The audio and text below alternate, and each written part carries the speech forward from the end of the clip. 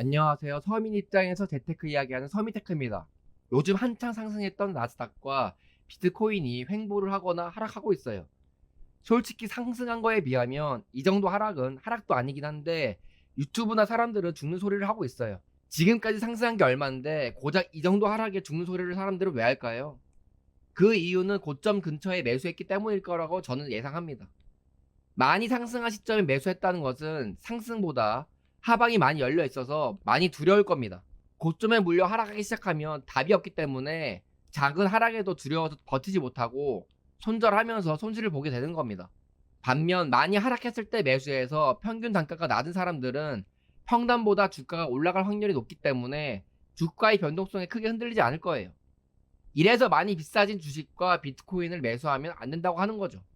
저는 미국 주식 7억, 한국 주식 3천만 원 투자하고 있는데요. 수익률은 다 다르지만 모든 종목에 공통점이 있습니다. 그건 바로 역사적 차트를 볼 때 평균 단가가 모두 저점 근처에 있다는 것이죠.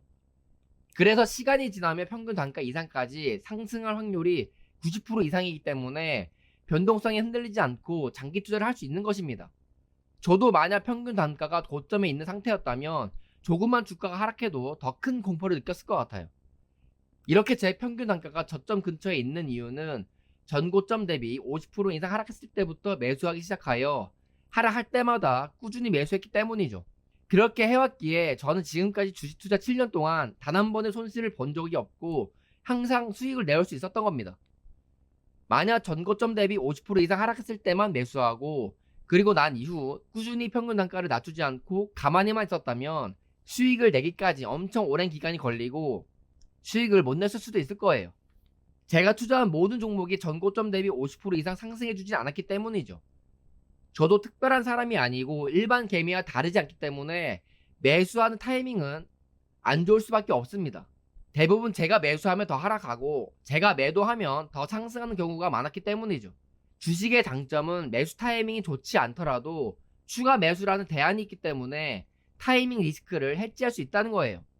그래서 저는 타이밍은 주식 투자보다 부동산이 훨씬 중요하지만 수익률은 부동산의 주식보다 훨씬 적어서 부동산 투자는 서민들에게 좋지 않은 투자 상품이라고 생각해요.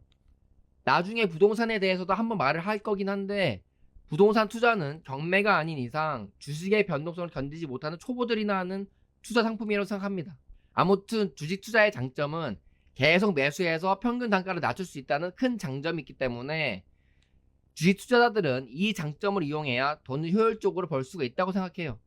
하지만 대부분 개미 투자자들은 한번 매수하고 계좌 수익률이 마이너스가 되면 아무런 대응하지 않고 올라올 때까지 그냥 기다리거나 손절을 하곤 하죠. 제가 일반 개미들과 다르게 수익을 항상 낼 수 있었던 이유는 바로 하락하면 지속적으로 추가 매수하며 평균 단가를 낮췄다는 것입니다. 그리고 추가 매수할 수 있도록 최대한 부업을 하여 소득을 늘리고 지출을 줄여 최대한 투자금을 마련하려고 노력했다는 것이죠. 이건 건강한 몸만 가지고 있다면 누구나 할 수 있는 방법이기에 저는 누구나 주식 투자로 돈을 벌 수 있다고 생각합니다. 저는 그래서 지금 계좌 수익률이 가장 안 좋은 구 엑스테라 에너지 파트너스인 XPLR을 80만원 추가 매수했습니다. 주가가 지금 많이 하락해서 계좌 수익률은 마이너스 50% 이상이지만 제 평균 단가는 역사적으로 봤을 때 10년 전 상장되었을 때보다 더 낮은 상태이기 때문에 매우 싼 평단이라고도 볼 수 있죠. 그리고 현재 주가는 역사상 가장 최저점으로 하락해져 있으므로 지금은 매우 싼 가격에 수량을 모을 수 있는 기회라고 생각합니다. 왜냐하면 XPLR은 원래 현금 흐름이 좋은 유틸리티 기업이기 때문에 시간이 지나면 영업이익이 좋아질 거고 주가는 다시 예전처럼 올라갈 수 있을 거라 보기 때문이죠. 이렇게 평단이 낮아져 있으면 시간만 지나면 평단 이상 주가가 상승할 확률은 높다고 보기 때문에 주가의 변동성이 흔들리지 않고 장기 투자를 할 수 있는 것입니다.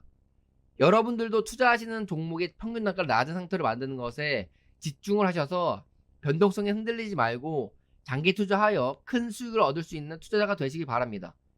그렇게 하기 위해서는 남들이 좋아하고 많이 상승한 종목을 매수하지 마시고 남들이 안 좋아하고 많이 하락한 종목을 매수하는 것부터 첫 단추를 잘 끼우셔야 한다는 걸 잊지 않으셔야 합니다. 투자하시는데 도움이 되셨으면 좋겠고요. 영상은 여기서 마치겠습니다. 감사합니다.